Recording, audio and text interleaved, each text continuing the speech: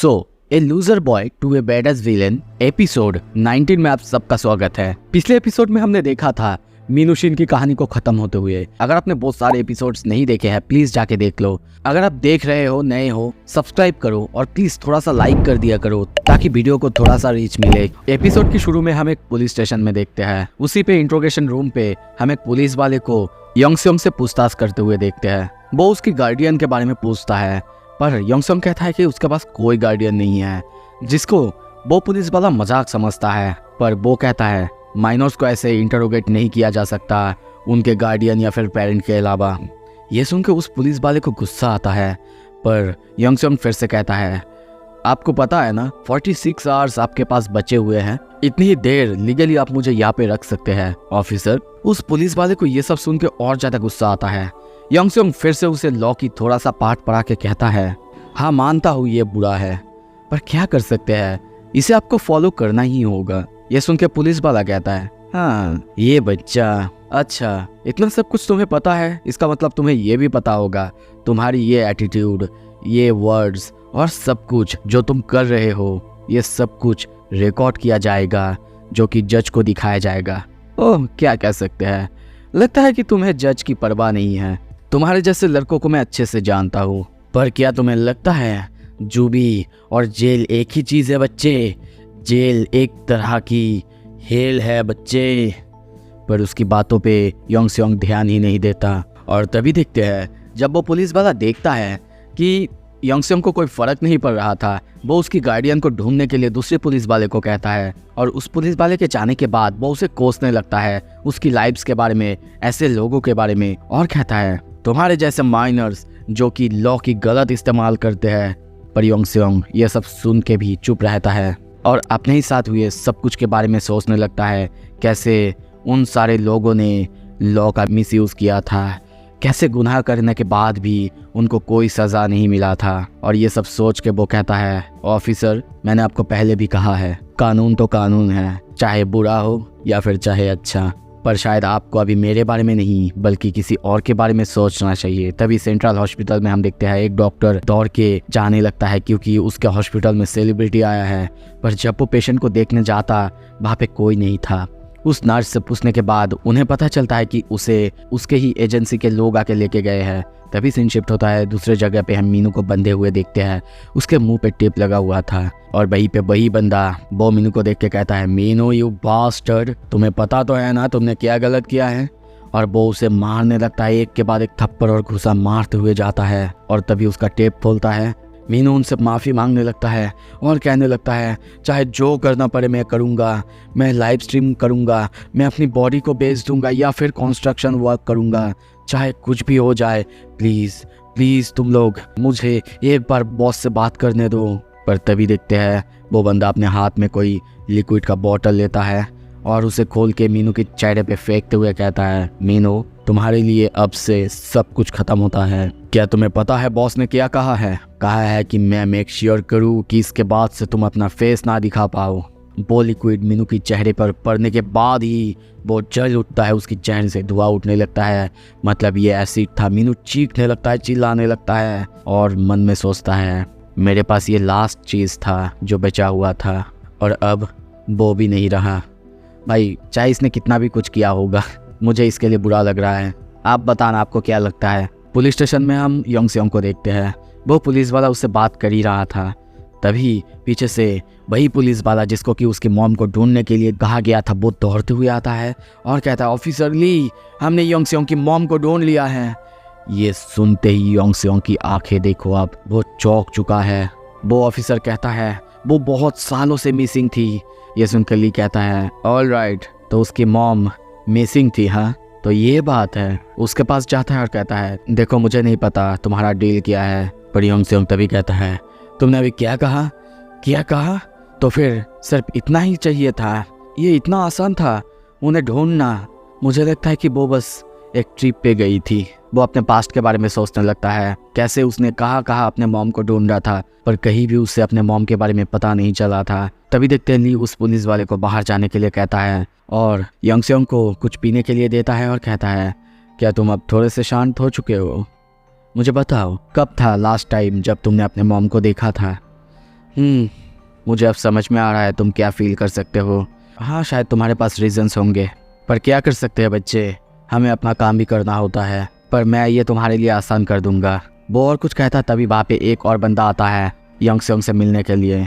उसे देखते ही यंग सेयोंग चौंकता है और सोचता है, मैंने हर दिन प्रे किया था, सोचा था कि शायद यहाँ पे कोई गॉड होगा, शायद वो मेरी बात सुन लेगा, पर नहीं।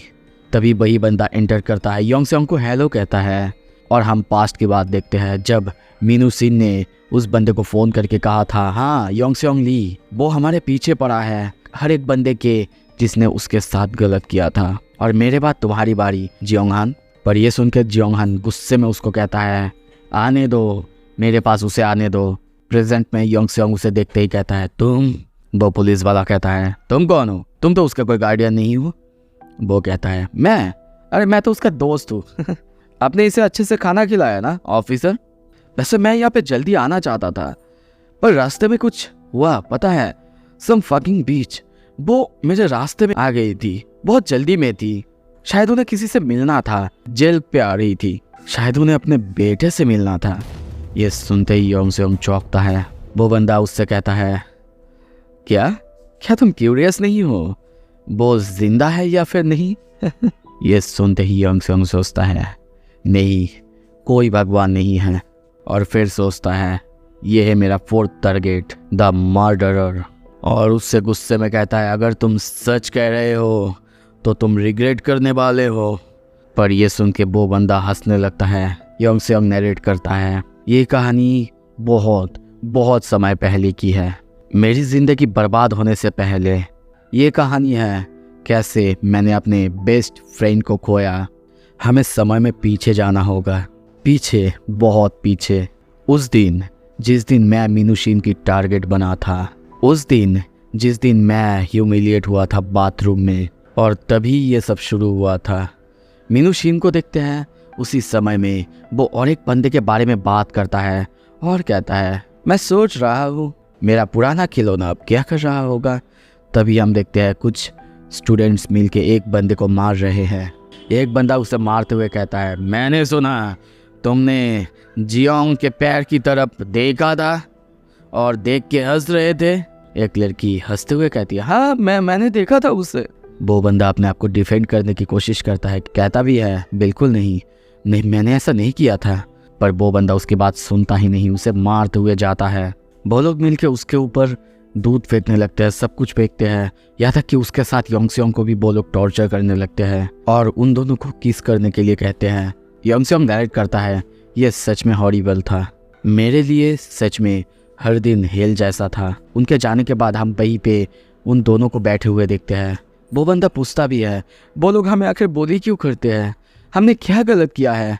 यंग सेयोंग कहता है, हमने कुछ भी नहीं किया है, बल्कि उन लोगों को बस कोई चाहिए जिसके ऊपर वो लोग अपना गुस्सा उतार सके।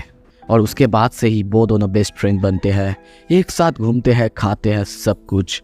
पर तभी स्कूल में एक और नया लड़का आता है। यंग सेयोंग नरेट करता है, प्रॉब्लम तब से ही शुरू हुआ था। वो बंदा आते ही इजहार कर दिया था कि वो एक बुली है, दूसरों को बुली करने लगा था, और जैसा कि होता है उसने मेरे दोस्त को भी बुली करना शुरू कर दिया। उसे मारता, जैसे चाहे वैसे मारता, और दिन दिन ये और बुरा होते गया। जियोंगहान सच में बहुत बहुत बुरा था।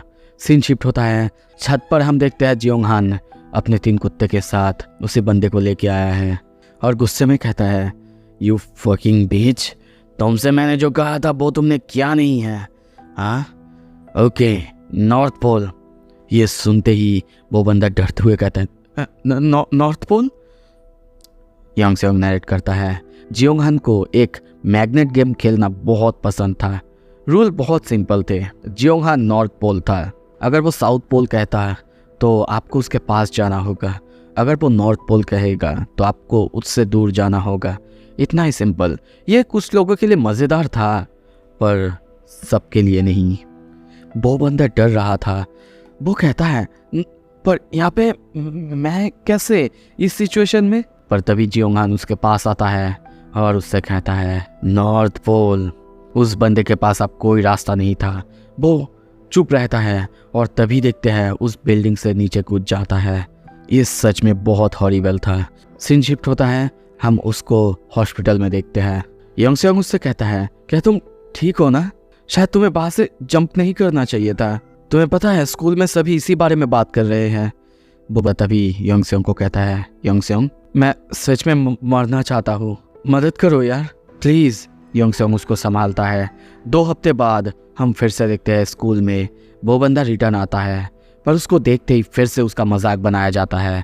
उसको सब मिल के फिर से बुली करने की कोशिश करते हैं, यहाँ तक कि जियोंगहान को भी बुलाते हैं। जियोंगहान सो रहा था, उसे देखते ही कहता है, ओह तुम आ चुके हो, लॉन्ग टाइम नो। पर तभी कुछ समझ पाता उससे पहले ही हम देखते हैं वो बंदा चाकू से उसे मारने ही वाला था।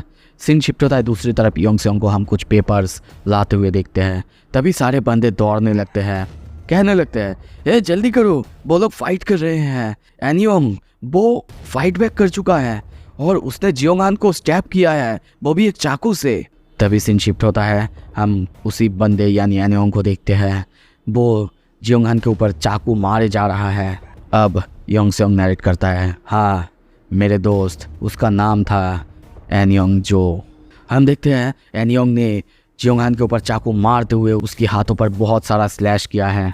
यंगसेंग नैरेट करता है, वो मेरे जैसे ही एक घराने में पैदा हुआ था और वो आना जो कि छोटा भाई था। और अब हमें यहाँ पे समझ में आ रहा है कि आना जो वो कौन है और क्यों वो इतनी मदद कर रही है। सो अगले एपिसोड के लिए सब्सक्राइब ज़रूर करना, अपना ओपिनियन कमेंट में बताओ। Stay tuned.